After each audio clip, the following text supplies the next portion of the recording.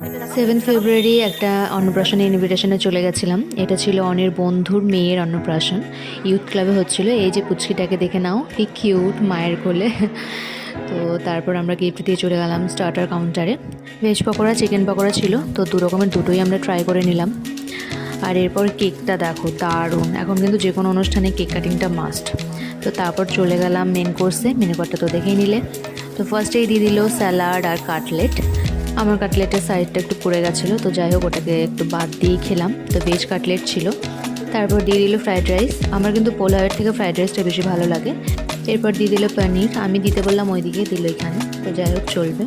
আর ছিল মিক্সড ডাল। তো ডালটা মোটামুটি ছিল। আর পনিরটা কিন্তু ভীষণ সফট ছিল, আর আমার পনিরটা ভালোই লাগছিলো খেতে।